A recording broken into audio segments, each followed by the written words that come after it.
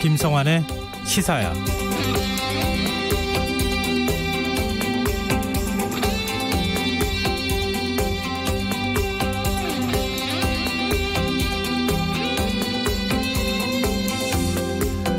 뉴질랜드에서 아직 투표권도 없는 17세 소년 윌리엄 우드가 제1야당 국회의원 후보로 선출됐습니다.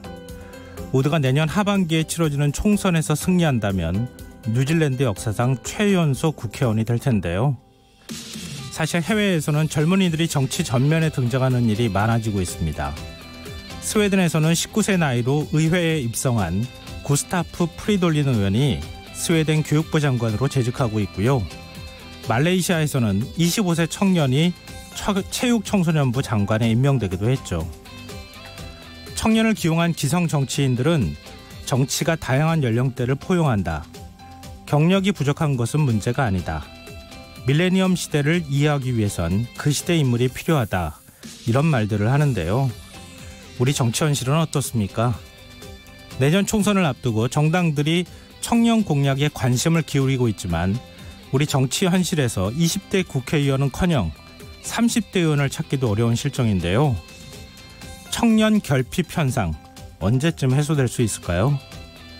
시사평론가 김성환입니다. 패스트트랙으로 선정된 선거법 부의 시점이 하루 앞으로 다가오면서 정치권의 대립이 격화되고 있는데요. 잠시 후 뉴스에서 자세한 소식 살펴보겠습니다. 더 깊이 있게 들여다보는 인터뷰 시간에는 이정미 정의당 의원을 연결해 어린이 생명안전법 처리 전망에 대해 이야기 나눠보겠습니다.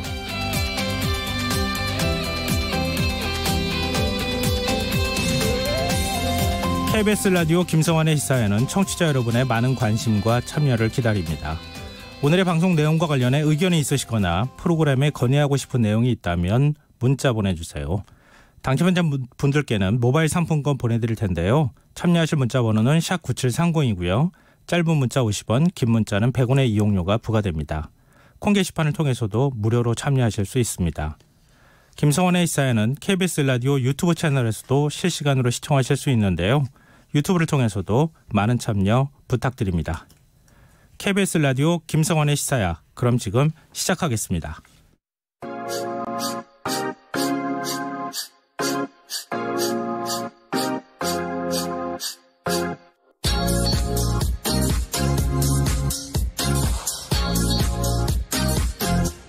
KBS 1라디오 김성환의 시사야.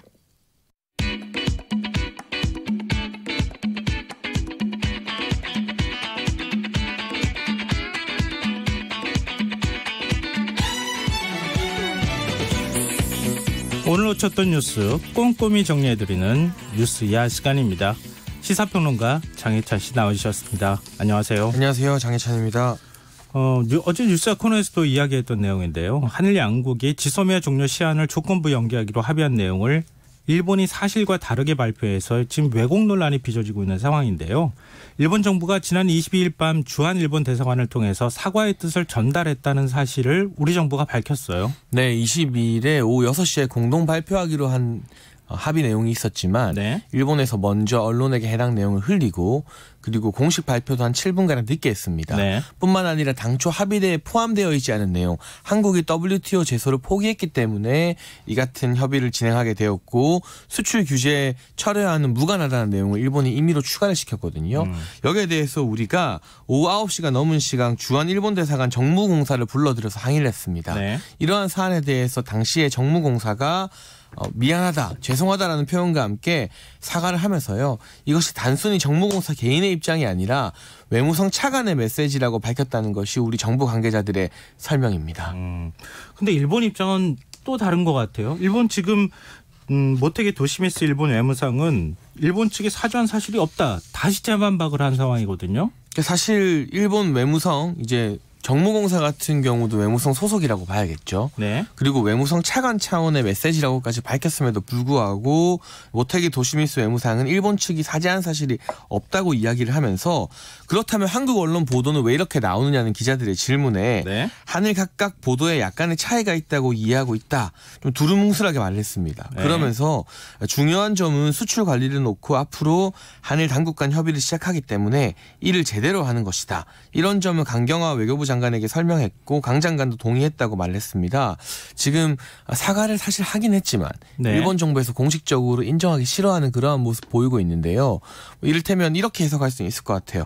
우리는 분명히 사과라고 받아들이고 사과 의사임을 확인했지만 일본 정부에서는 이게 사과가 아니라 유감 표명이다 이런 정도로 좀 의미를 축소하려는 것이 아닌가.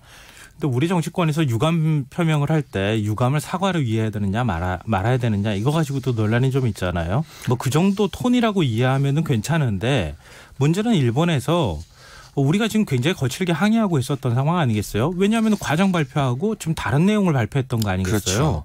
그런 상황에서 일본 대사관 관계자가 와서 아니 우리 차관보가 이런 입장을 밝혔습니다라고 얘기한 것을 우리가 지금 다른 방식으로 이해한다는 게 조금 이해가 안 되거든요. 아무래도 공식적으로 결례를 범한 것은 사실이기 때문에 뭐 유감 표명이든 사과든 안 할 수는 없었던 입장이고 그러나 이를 일본 내부에서 인정하게 될 경우 자국 내 여론에 안 좋은 영향을 미칠 수 있기 때문에 일본에서는 이 부분을 그냥 덮고 앞으로 합의가 더 중요하다. 협의 잘해보자 이런 식으로 나아가려고 하고 있는 것 같아요. 우리나라 정부 같은 경우도 일단 이 사과와 관련된 사실관계에 있어서 분명히 이 정무공사가 우리 외교부를 방문했고 외무성 차관의 메시지라고 밝혔다는 부분까지도 언론에 사실상 공개를 했기 때문에 이 부분을 놓고 추가적으로 더 일본과 진실 공방을 벌일 것인지 아니면 나름대로 할 만은 했다. 이 정도 선에서 끝을 내고 이 경제 라인, 경제산업성과 산업통상부의 국장급 대화 재개에 집중할 것인지 제가 봤을 때 지금 국면은 후자로 조금 넘어가는 그런 분위기가 아닌가 싶습니다. 양쪽 정부가 조금 자제하면서 현 상황을 일단은 봉합을 하고 그다음에 대화 국면으로 넘어가는. 그러니까 지금 이 상황이 더 격화될 경우에는 정말 되돌이킬 수 없는 어떤 안 좋은 상황으로도 갈 수 있는 거 아니겠어요? 사실상 오늘 모태기 일본 외무상 기자회견을 보게 되면 좀 궁색하잖아요. 애매모호한 답변이고 뭐 한국의 보도가 조금 차이가 있을 수 있다는 것은 한국 보도가 틀렸다고 말한 건 또 아니에요.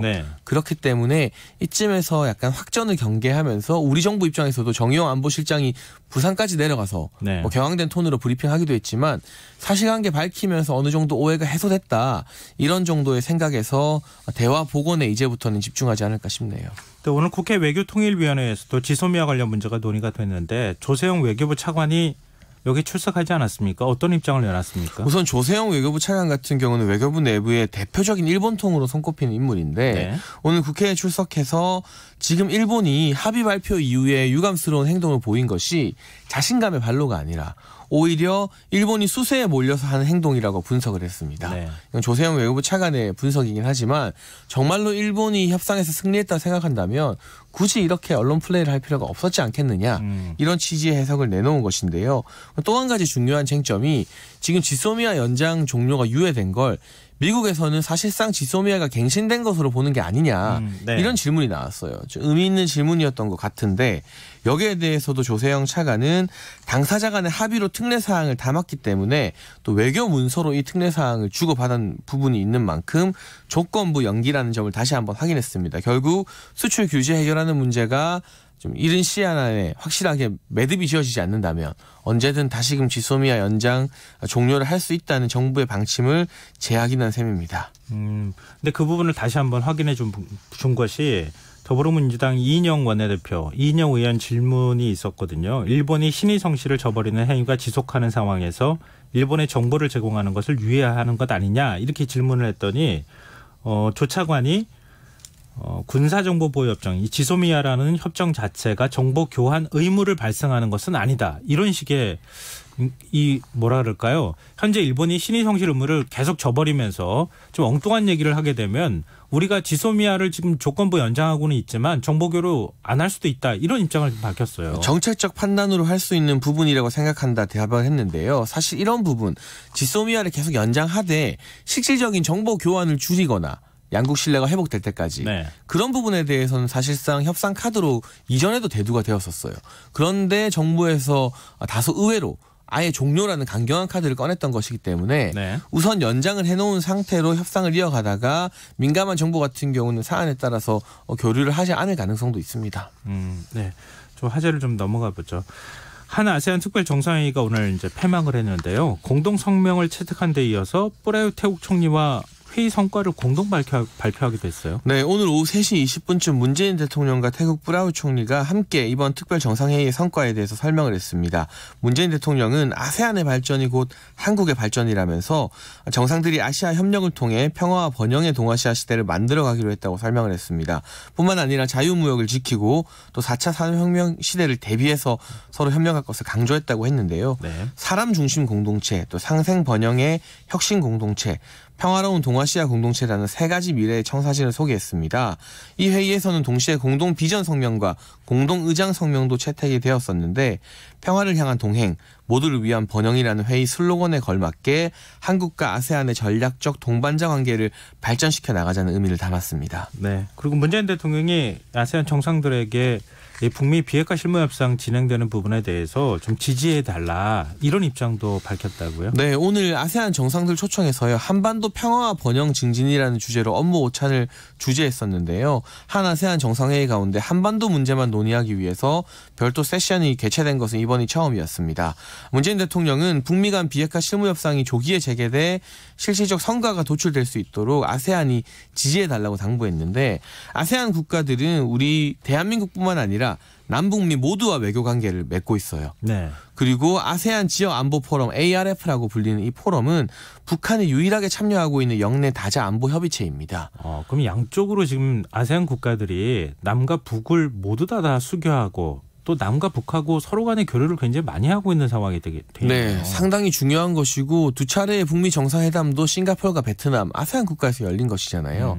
그런 만큼 북미 협상이 잘 재개되는 데 있어서 아세안 국가들의 어떤 정치적 영향력이 도움이 될 것이라는 판단을 하고 있는 것 같고요. 결국에는 한반도 평화 보장이 이 한반도뿐만 아니라 아세안 지역의 평화로 이어지고 자유로운 무역 그리고 생산량 증대 등으로 이어질 수 있다는 비전을 다시 한번 소개한 겁니다. 네. 그럼 사실 문재인 대통령 입장에서는 지소미아로 지금 논란이 있는 와중에 한 아세안 특별 정상회의를 열었다고도 볼 수 있는데 이번 특별 정상회의의 성과라고 하면 어떤 걸 꼽을 수 있을까요? 그러니까 저는 안보에서 경제로 아세안과의 어떤 협력의 축이 옮겨진 것을 이번 회의의 성과로 좀 꼽고 싶은데요. 물론 방금도 한반도 평화나 남북미, 북미 실무협상 재개에 대해서 아세안 국가들의 지지를 호소했지만 네. 지난해까지만 해도 우리가 아세안 국가들 만나고 이런 다자회의 하게 되면 대부분 한반도 평화 문제에 문재인 대통령의 메시지가 좀 집중돼 있었어요. 그런데 올해 회의는 문재인 대통령이 처음 참석한 것이 CEO 서밋이라고 한국과 아세안 국가들의 어떤 기업 총수들이 모인 회의에 참석해서 네. 기조 발언을 했었고요. 경제적인 협력에 대해서 구체적인 이야기들을 상당히 많이 했습니다. 2020년까지 교역량을 2천억 달러 이상으로 올려서 네. 중국을 대체하는 또 하나의 시장으로 만들겠다는 목표를 설정하기도 했었고 지금 1,600억 달러 규모니까 교역량이. 네. 그렇기 때문에 아세안 국가들을 경제적 파트너로 좀 본격적으로 생각하는 그러한 계기가 됐다는 것이 이번 회의의 특징인 것 같고 문재인 네. 정부의 신남방 정책도 평화와 안보 중심에서 경제 중심으로 좀 축이 옮겨진 것 같다. 이런 부분에 대해서는 상당히 평가할 부분이 있었던 올해 회의였습니다. 근데 우리 경제가 그렇게 썩 좋은 편은 아니기 때문에 앞으로 신남방 정책이 조금 더 효과를 내서 지금 동남아시아 국가들, 아세안 국가들하고 경제 규모도 좀 확 커져서 우리 경제도 좀 좋아졌으면 좋겠다 이런 기대가 좀 갖게 되네요. 오늘 또 주요할 만한 뉴스가 현대자동차에서 인도네시아에 공장을 설립하기로 했거든요. 네. 근데 사실 동남아 지역의 자동차 시장은 일본이 꽉 잡고 있습니다. 가보면 알잖아요. 우리 동남아 가보시는 분들은 전부 다 일본 차라고 할 만큼 우리 국산차 보기가 어렵거든요. 미국이나 유럽에서 보는 것보다 훨씬 더 네. 국산차가 힘을 못 쓰고 있는 시장인데 정부 차원에서 아세안과 경제 협력을 강화하는 것과 동시에 기업의 대규모 투자가 이어지고 있잖아요. 이런 네. 도전들이 좀 새로운 시장을 개척하고 활로를 찾는 방향으로 좋은 열매를 맺었으면 좋겠다는 생각이 듭니다. 네, 좀 제발 그렇게 됐으면 좋겠습니다. 자, 다음 뉴스로 넘어가 보겠습니다. 북한이 서해 창린도에서 해안포 사격 훈련을 했다는 소식 어제 저희가 전해드렸는데요. 국방부가 오늘 군 통신망을 통해서 북측에 아주 강력히 항의를 했다고요? 네, 국방부는 북한의 해안포 사격 훈련이 9.19 군사합의 위반이며 재발 방지와 하기 준수를 강력히 촉구한다는 내용을 구두와 항의문으로 전달했다고 설명했는데요. 어제도 말씀드렸지만 창린도는 지난해 9.19 군사합의에 따라 설정된 서해 완충 수역에 있는 섬입니다. 네. 우리 연평도 등 우리 지역과도 상당히 가깝기 때문에 북한이 이곳에서 포사격 군사 연습을 한 것은 9.19 군사합의 위반이라는 게 우리 국방부의 입장이고요. 다만 이 전통문이 아니라 항의문과 구두항의 형식을 띄었다는 부분에 대해서 약간의 논란이 있을 수는 있어요. 보통 우리가 항의를 할 때 전통문이라는 것은 누구의 명의가 다 나와 있습니다. 이를테면 우리나라 국방부 장관의 명의로 북한의 인민무력부장에게 항의를 한다던가 이런 책임의 주체가 있는데 오늘 우리 국방부가 전한 항의문 같은 경우는 명의가 좀 생략되어 있는 부분이에요. 따라서 다소 수위가 약한 항의라고 볼 수 있겠는데요. 그러나 9.19 군사합의 체결한 이후에 우리 정부에서 이 북한의 행위를 이 9.19 합의 위반이라고 공식적으로 확인한 것은 이번이 처음이었습니다. 네. 근데 지금 연평도 포격 구직이었던 지난 23일 해안포 사격을 했던 것으로 지금 알려지고 있는데 근데 뒤늦게 이 사실이 확인이 된 거 아니겠습니까? 그것도 우리 정부가 먼저 발표한 것도 아니고. 네, 북한의 보도는 25일이었지만요. 네. 실제로 김정은 위원장이 이 해당 부대를 시찰하고 포격 발표를 한 것은 지난 23일이었는데 네. 그게 또 공교롭게도 연평도 포격의 구직이었어요. 네. 연평도 포격 같은 경우는 북한이 우리 영토를 직접 도발한 6.25 이후 최초의 사건이었기 때문에 우리 국민들에게 의미가 남다를 수밖에 없는데 하필 그날을 딱 맞춘 것에 대해서 북한이 뭔가 도발의 메시지를 훨씬 강도 높게 띄운 것이 아니냐는 그러한 분석이 가능한 것 같고요. 우리 군 당국 같은 경우도 원래는 북한이 발사체를 쏠 때마다 출입 기자들에게 일보 형식으로 언제 어디서 발사가 있었다 문자를 돌렸습니다. 네. 그런데 23일 같은 경우는 북한의 발표를 보고 나서 뒤늦게 인지를 했거나 또는 미리 알았음에도 불구하고 뭐 9.19 군사합의라던가 여러 가지 상황들을 고려해서 좀 발표를 축소시키려던 것이 아니냐는 의혹이 좀 제기되어 있는데요. 군 당국의 해명을 들어보면 해당 해안포 같은 경우는 레이더로는 측정이 좀 어려웠고요. 네. 다만 발사하는 소리는 우리가 감지했다고 해요. 그럼 포사격하는 소리를 우리가 감지했다? 네. 그래서 그 소리 음원을 가지고 분석하는 과정 중에 있었는데 25일에 북한의 보도를 보고 확실히 알게 되어서 공식적으로 항의하는 절차를 가졌다고 했습니다. 네. 여기에 대해서 국방부가 은폐하려는 의혹은 전혀 없었다고 했지만 이틀의 시간차를 두게 된 것 이런 부분 때문에 북한 국방부가 뭔가 조금 북한의 어떤 도발이나 이 9.19 군사합의 위반을 축소시키려 했던 것은 아닌가 하는 그러한 의문의 눈초리도 나오고 있는 상황이긴 합니다. 사실 이런 문제에 대해서는 그 논란의 여지를 없애는 게 제일 좋은 거잖아요. 뭐 물론 이제 우리가 얘기했던 것처럼 미사일을 발사한 것은 아니고 해안포를 발사한 것이기 때문에 좀 다른 차원일 수는 있겠지만 그래도 지금 말씀하셨던 것처럼 9.19 군사합의를 좀 위반한 것이 될 수 있는 아주 예민한 문제였잖아요. 그랬으면 국방부가 좀 더 빨리 언론에 알리거나 국민들께 알려야 되는 것 아닐까 이런 비판에서는 좀 자유롭지 못하지 않을까라는 생각이 듭니다. 지금 여러분께서는 KBS 라디오 김성환의 시사회와 함께하고 계십니다. 계속해서 뉴스야 이어가겠습니다. 이젠 정치권 소식을 좀 알아보도록 하죠. 패스트트랙에 오른 선거법 개정안에 국회 본회의 부의를 지금 하루 앞둔 상황 아니겠습니까? 여야의 대립이 점점점 격화되고 있는 상황이에요. 네, 황교안 대표 계속해서 단식을 이어가고 있고요. 네. 뭐 더불어민주당은 나머지 야당들과 함께 협의체를 구성한다고 하지만 자유한국당 그리고 바른미래당 내에 비당권파를 할 수 있는 변혁 같은 경우는 선거제 도입에 대해서는 절대 동의할 수 없다. 대화에 참석하기 위해서 일단 패스트트랙 법안 철회를 선제 조건으로 내걸고 있어요. 네. 황교안 대표의 단식이 길어질수록 자유한국당 내부에서 강경 대응을 해야 된다는 목소리가 더 커지고 있거든요. 아무래도 당대표가 지금 뭐 계속 단식을 하고 있는 상황인데 겨울에 당내 안에서는 좀 목소리가 하나로 모아지는 그런 현상이 나오지 않겠습니까? 네. 그리고 또 29일에는 사실 이 패스트트랙과 무관한 비쟁점 민생 법안에 대해서 본회의 처리를 약속을 했습니다. 그런데 어떤 법안들을 29일에 처리할 것인가 이를테면 뭐 민식이법 같은 경우는 최대한 처리하도록 노력하자는 원론적인 이야기가 오갔지만 네. 데이터 3법이나 국회법 개정안 등에 대해서는 여야가 이견을 좁히지 못하고 있는데요. 네. 자칫 이 패스트트랙 대치 국면이 좀 강화되면서 민생 법안 통과하기로 한 것도 흔들리게 되는 것이 아닌가 하는 우려가 발생되고 있습니다. 그렇게까지 가면 안 될 텐데 국민적 분노 여론이 굉장히 많지 않을까 싶은데요. 민생 법안은 좀 처리하고 선거법이나 뭐 지금 검찰개혁 관련돼 있는 법안, 공수처법이나 이런 것들은 쟁점 법안들이니까 두더라도 지금 다른 법안들한테까지 영향을 미치는 이런 상황으로 갈 수도 있다는 얘기 아니겠습니까?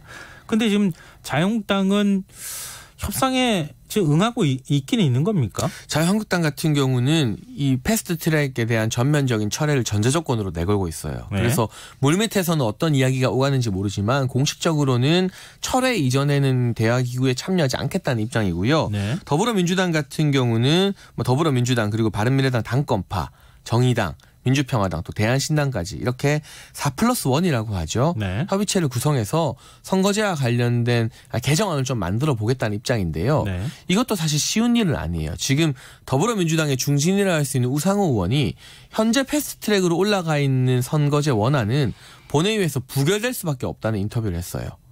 그건 어떤 뜻으로 해석을 해야 되죠? 지역구가 너무 많이 줄어들기 때문에 네. 이탈표가 나오는 것을 막기 힘들다는 뜻으로 보이는데 그러면은 민주당 안에서도 반란표가 있을 수 있다? 그 이야기를 우상호 의원이 사실상 한 셈이죠. 네. 그래서 이 4+1 협의체를 통해서 선거제에 대해서도 새로운 개정안을 만들고 그 개정안을 중심으로 한국당과 다시금 합의를 해야 된다는 내용인데요. 그러기 위해서는 지금 시간이 한 일주일 정도밖에 남지 않았거든요. 네. 12월 3일을 기준으로 놓고 봤을 때 이인영 더불어민주당 원내대표는 남은 일주일 동안 집중적으로 하루에 2차례 이상이라도 교섭단체 대표들이 만나는 등 최대한 협상을 빨리 해보자는 그런 입장이지만요. 한국당과 바른미래당 비당권파가 순순히 응할 것처럼 보이진 않습니다. 근데 지금 자유한국당 소속 여상교 법사위원장은 선거법 개정안에 중대한 법률적 하자가 있다 이러면서 국회의장에게 부의를 연기해달라고 요청했어요. 이게 뭐 영향을 미칠 수 있을까요? 글쎄요. 제가 봤을 때는 문희상 의장이 이 의견에 대해서 고려해 줄 것 같진 않아요.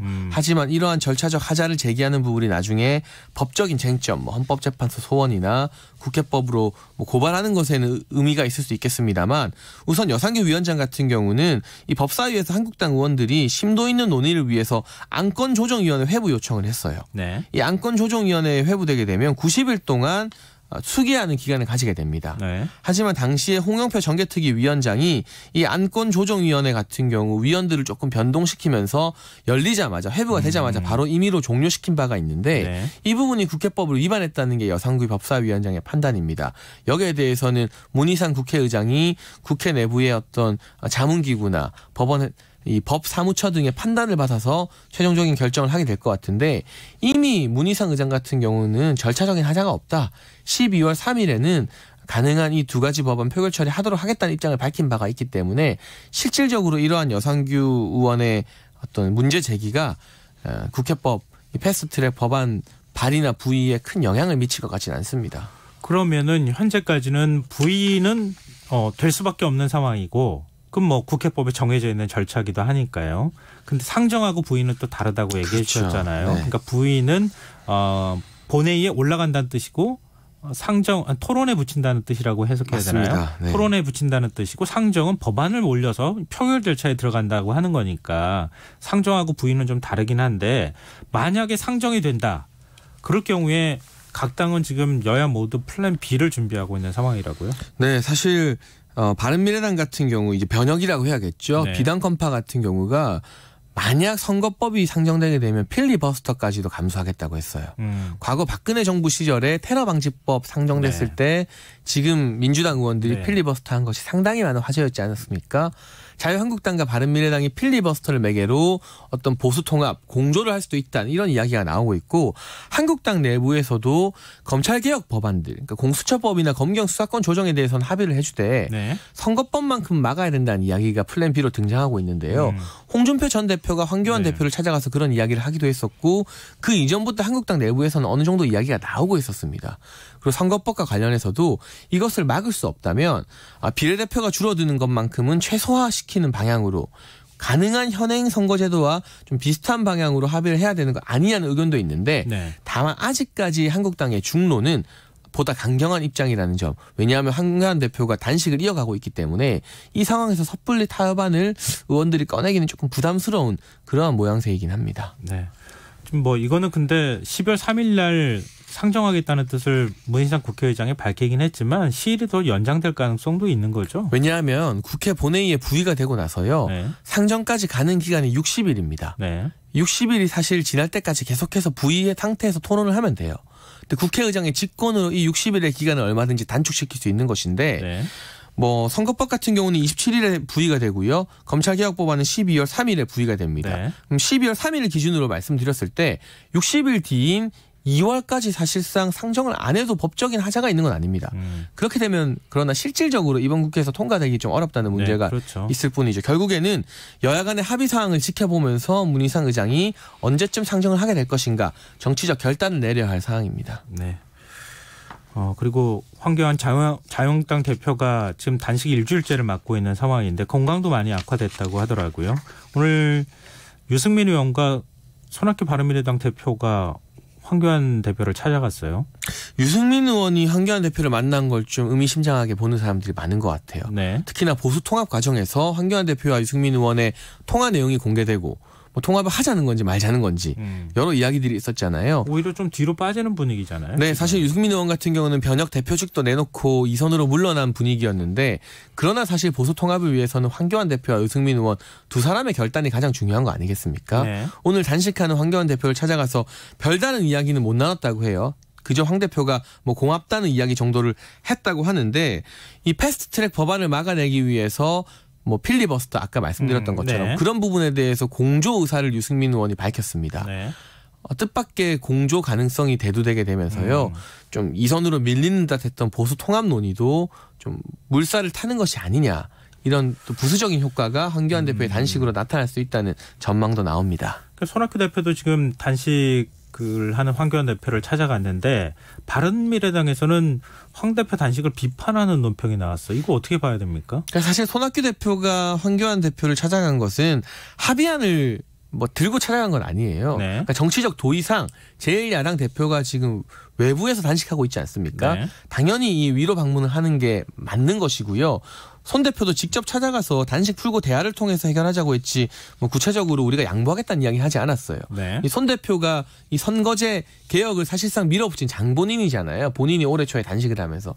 그래서 입장 차이는 여전한 것이고요. 바른미래당 당권파 입장에서는 혹시라도 황교안 대표의 단식으로 인해서 뭐 선거제 개혁 법안이 좌초되게 된다면 그동안 야심적으로 추진해왔던 모든 정치 일정이 다 무산되는 것이기 때문에 그 부분에 대해서는 상당히 민감한 반응을 보이고 있고 정의당도 마찬가지입니다. 심상정 대표가 오늘 공식적으로 청와대가 빨리 강제 집행해서 텐트 철거하라고 말을 하더라고요. 네. 상당히 좀 야박해 보일 수도 있는 발언인데 네. 이렇게까지 나오는 것은 뭐 원칙을 지켜야 된다는 취지도 있겠지만 선거제 개편이 되어야만 바른미래당이나 정의당 같은 군소 야당들이 의석수를 더 많이 확보할 수 있는 길이 열리기 때문에 선거제를 막으려고 단식을 하고 있는 황교안 대표의 행동이 아무래도 상당히 부담스럽게 보일 수밖에 없는 그러한 측면도 있는 것 같습니다. 지금 방금 전에 심상정 대표 얘기도 하셨지만 단식 현장에 설치한 그 임시 천막 이거 지금 논란이 되고 있지 않습니까? 일단 규정 위반인 것은 분명합니다. 청와대 근처 100m 이내에서 이런 천막이나 가건물 설치할 수 없게 되어 있고. 근데 다른 데에서도 시위를 하고 있는 곳 천막을 설치한 곳이 있지만 청와대에서 100m 이내에는 설치할 수 없다는 규정 때문에 떨어져서 설치했는데. 그렇죠. 지금 자유한국당 천막 같은 경우에는 100m 이내에다 설치를 했다는 얘기인가요? 네, 100m.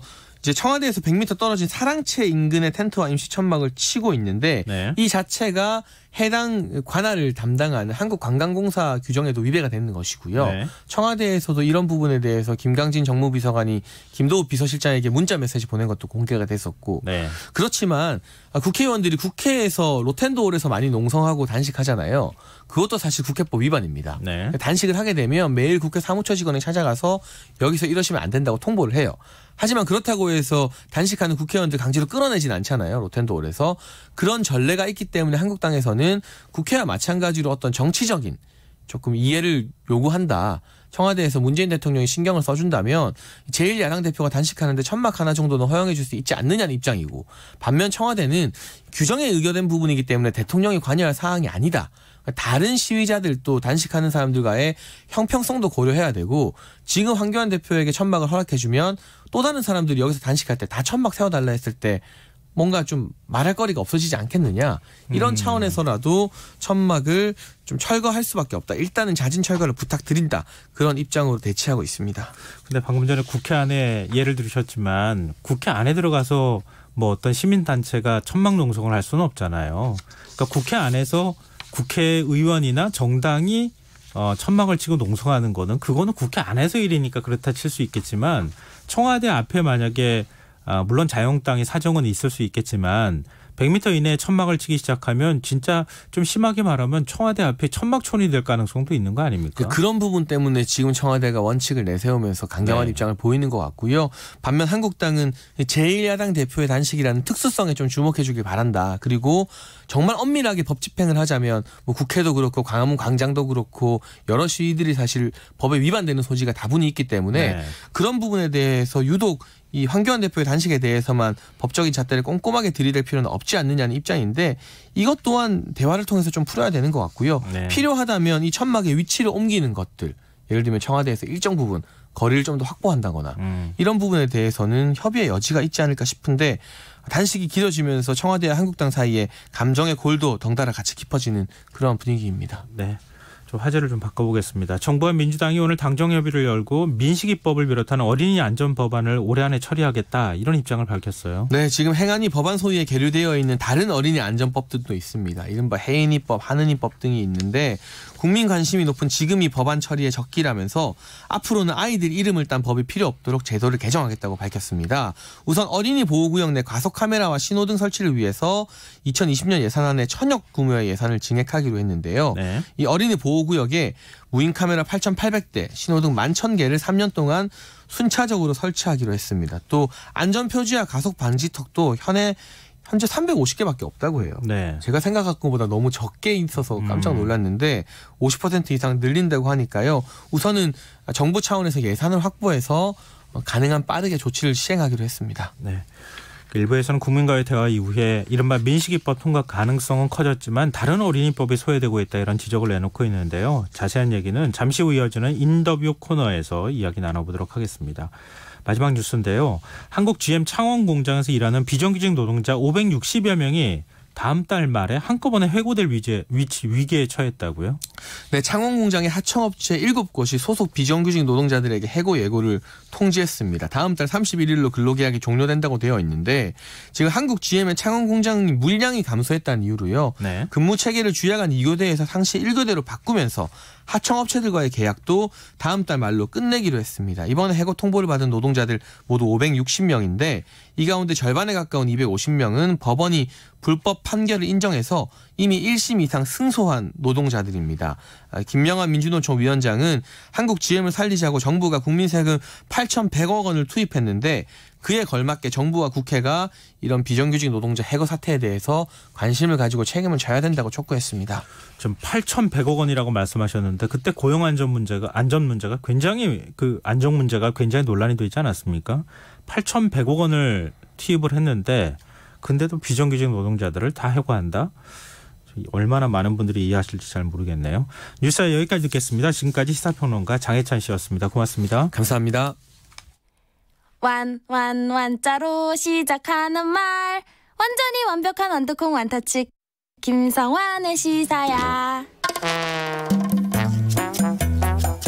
평일 밤 10시 5분 여러분을 찾아갑니다. KBS 1라디오 김성환의 시사야. 오늘 정부와 더불어민주당이 국회에서 어린이 교통안전 강화 대책 당정 협의를 열고 이른바 민식이법을 비롯한 어린이 교통안전 강화 대책 관련 법안을 처리하겠다고 밝혔습니다. 그런데 문제는 아직 민식이법 말고도 아동들의 이름을 붙인 많은 법안들이 계류 중에 있다는 건데요. 오늘 이슈와 인물을 더 깊이 들여다보는 인터뷰 시간에서는 태호 유찬이법을 발의했고 어린이 생명 안전 법안의 정기국회 내 통과 동의서에 처음으로 서명한 의원입니다. 이정미 정의당 의원과 얘기 나눠보도록 하겠습니다. 이 의원님 안녕하십니까?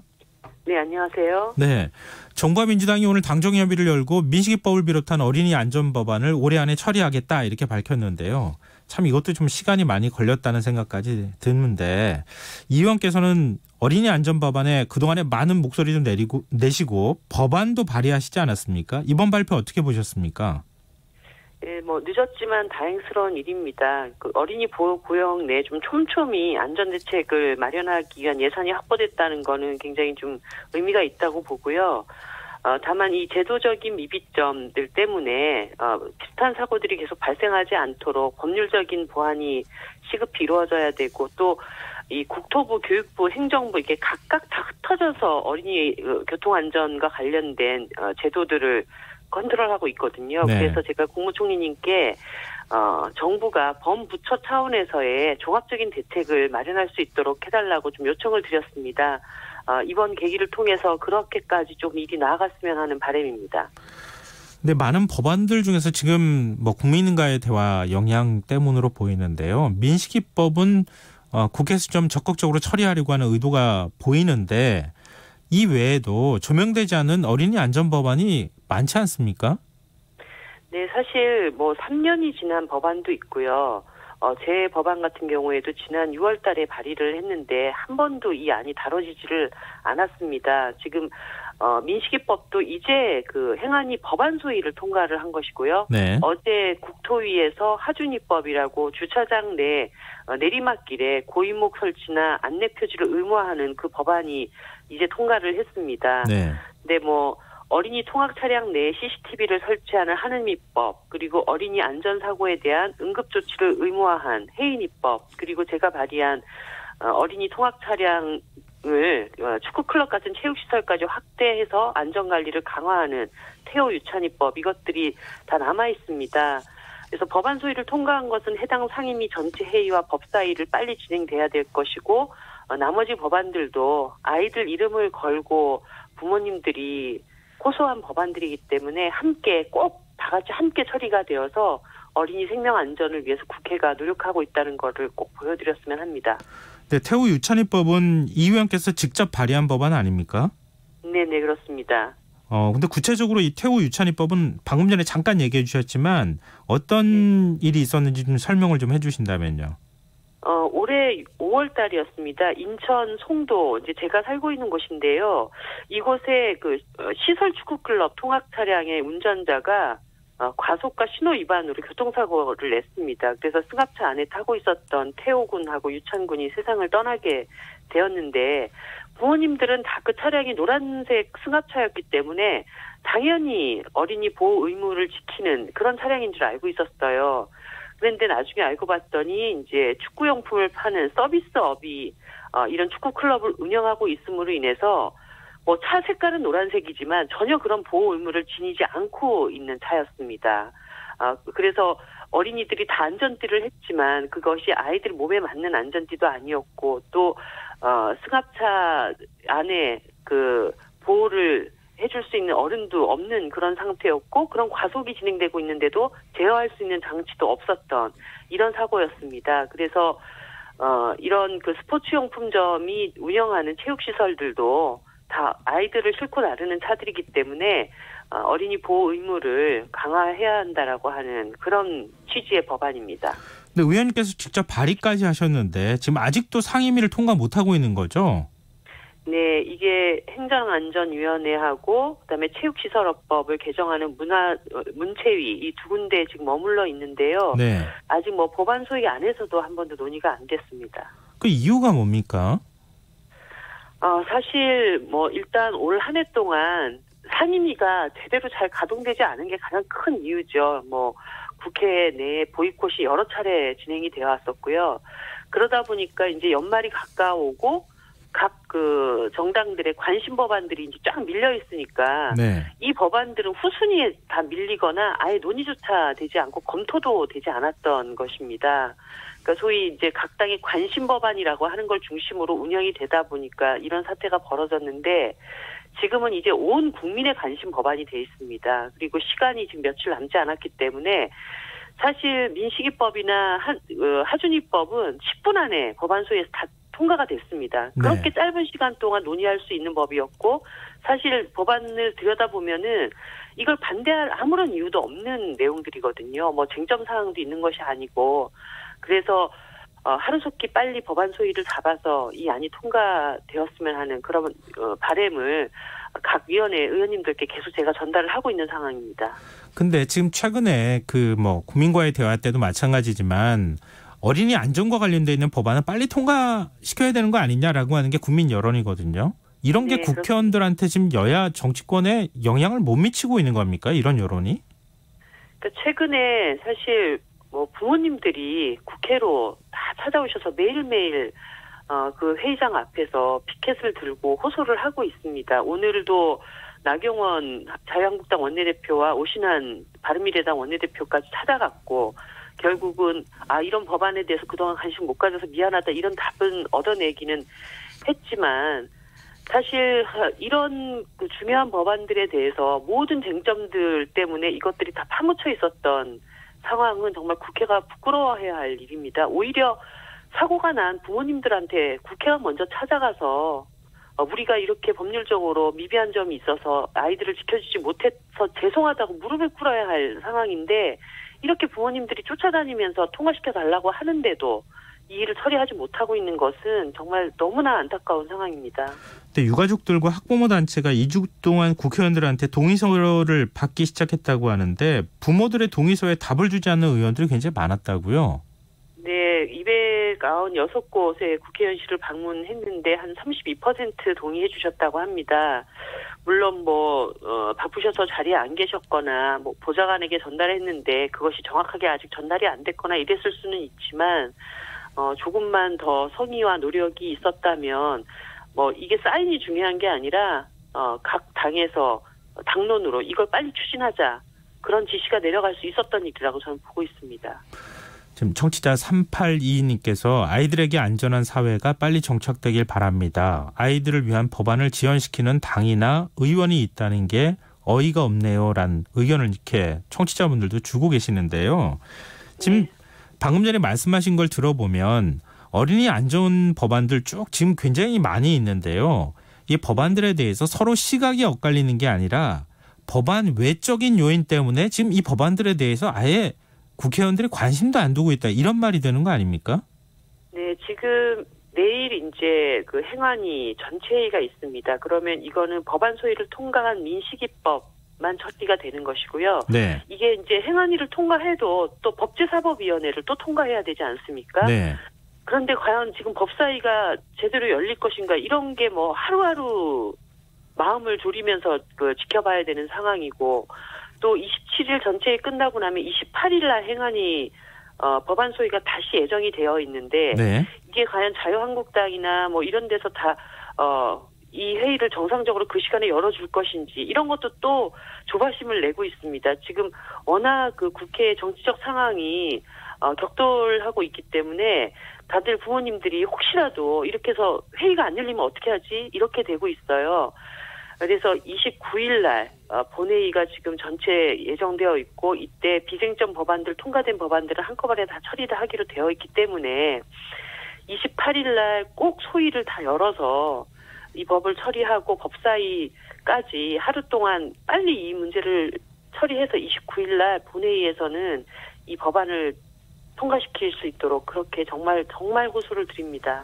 근데 지금 이제 여러 개의 법안이 있는데요. 지금 태우 유찬입법도 아직 상임위 차원에서 제대로 심의도 되지 않는 상황이라고 말씀하셨는데 지금 말씀하신 거는 민식이법에 해당이 되는 거고 나머지 법안은 통과 안 될 가능성이 오히려 더 높아지는 거 아니냐 이런 걱정이 좀 있거든요. 아니요. 28일 날 법안 소위가 한 번 더 예정이 돼 있습니다. 네. 본회의 바로 전날. 네. 그렇기 때문에 법안 소위에서 이걸 처리를 하고 전체 회의와 법제사법위원회를 정기국회 29일 날 전체 회의 있기 전에 다 열어야 되지 않습니까? 네. 그렇게 해서 하루 동안 이게 법안을 심의하는데 오래 걸리는 법들이 아닙니다. 네.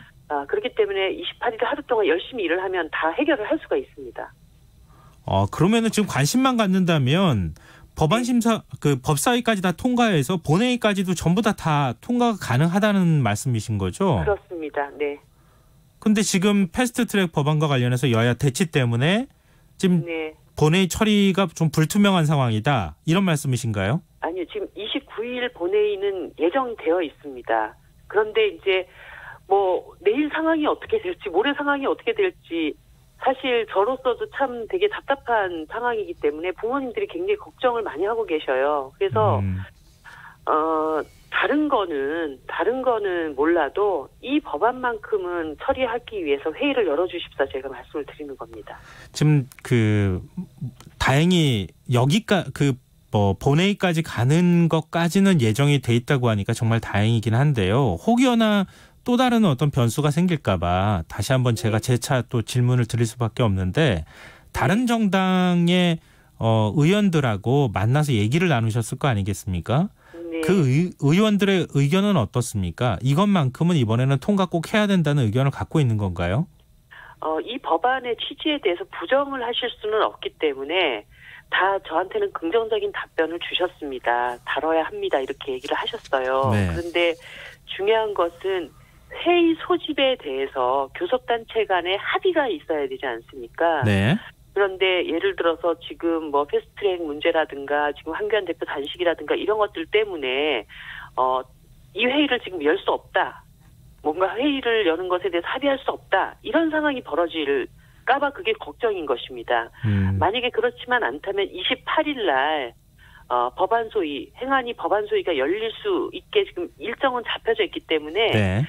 그것부터라도 이 법안만큼을 처리하기 위해서라도 뭐 보이콧이 되거나 회의가 무산되지 않도록 그렇게 요청을 드리는 것입니다. 근데 지켜보는 저희 입장에서도 이번에 꼭 이 법안들을 어린이 안전 법안만큼이라도 좀 통과했으면 좋겠다고 하는 바람이 있기 때문에 굉장히 불안한 마음으로 좀 지켜볼 수밖에 없고 네. 국회에서 좀 그만큼 많이 관심을 가져주십사 하는 뜻에서 제가 여러 차례 지금 비슷한 질문들을 좀 드리고 있는 건데요. 네. 끝까지 의원님께서 다른 의원들을 설득하시더라도 좀 관심을 좀 가져주셨으면 좋겠습니다. 네, 어떻게 해서든지 사실 부모님들이 아이를 잃고 슬퍼할 겨를도 없이 다른 아이들이 똑같이 이런 사고를 당해서는 안 된다는 그런 취지로 이렇게 나서신 거거든요. 네. 그러니까 국회가 그분들의 요청에 답을 할 수 있도록 정말 최선을 다하겠습니다. 네, 알겠습니다. 오늘 말씀 고맙습니다. 네, 고맙습니다. 예, 지금까지 이정미 정의당 의원과 얘기 나눴습니다. 오늘도 수고한 당신들의 이야기가 여기 있습니다. 김성환의 시사야. 시사야. 네, 저 여기 있어요. 오늘 하루 AS 해줘. 네, 더 알고 싶은 이야기 놓쳤던 뉴스 제가 알려드릴게요.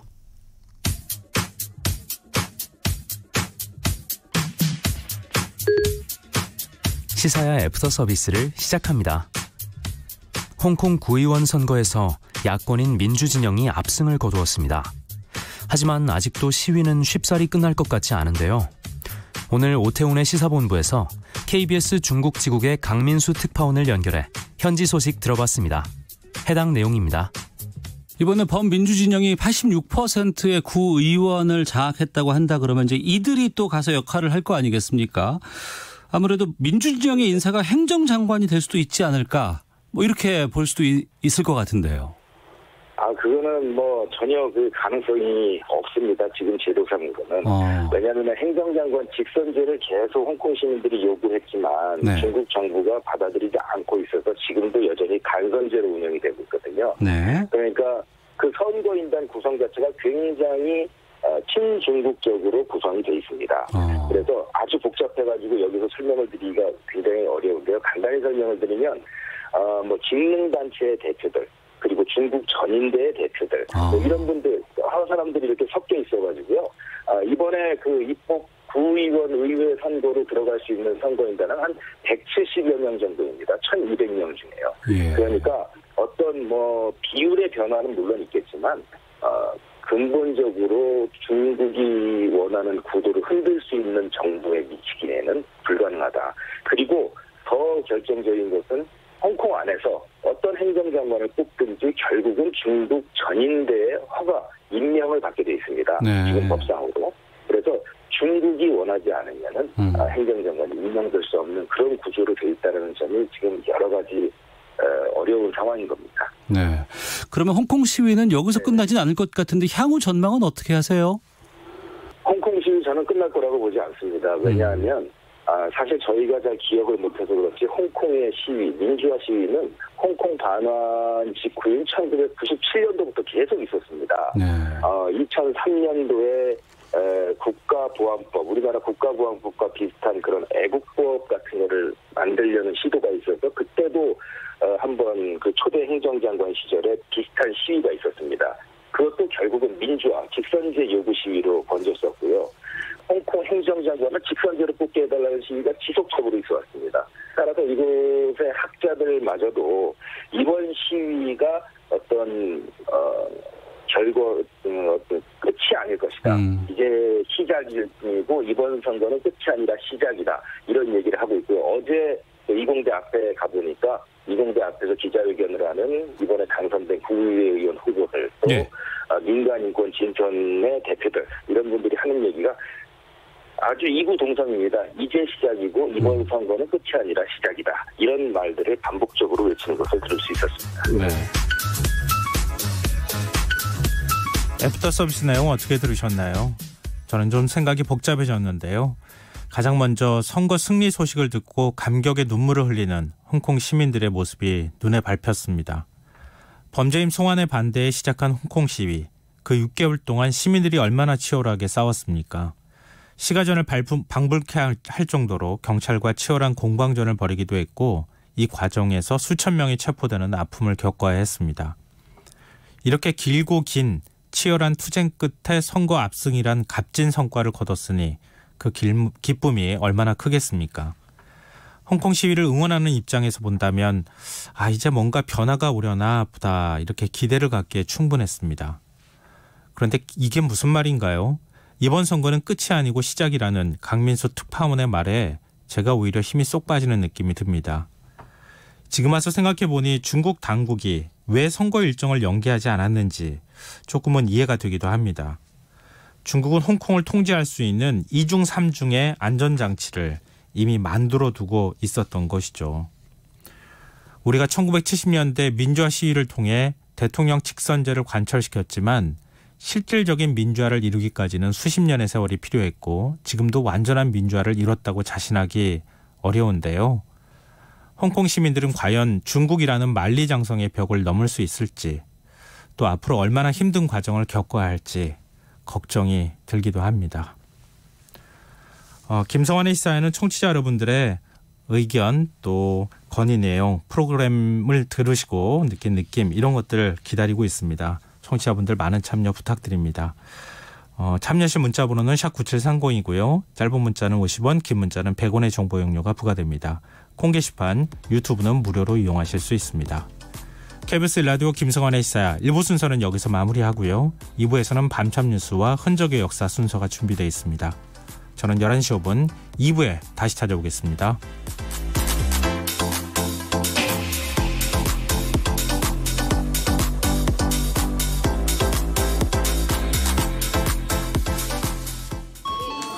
사장님 죄송한데 더 이상 추가 대출은 힘들 것 같네요.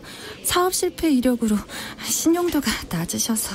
이번 사업은 정말 성공할 수 있는데 이젠 포기해야 하나? 포기하지 마세요, 사장님. 사업에 실패했어도 신용이 낮아도 자금이 부족해도 중소벤처기업진흥공단 재창업 자금 지원 받으시면 당신의 사업 재도약할 수 있습니다. 관련 문의는 국번 없이 1357번. 전국 31개 지역본부에서 언제 어디서나 상담 가능합니다. 이 캠페인은 중소벤처기업부 중소벤처기업진흥공단이 함께합니다.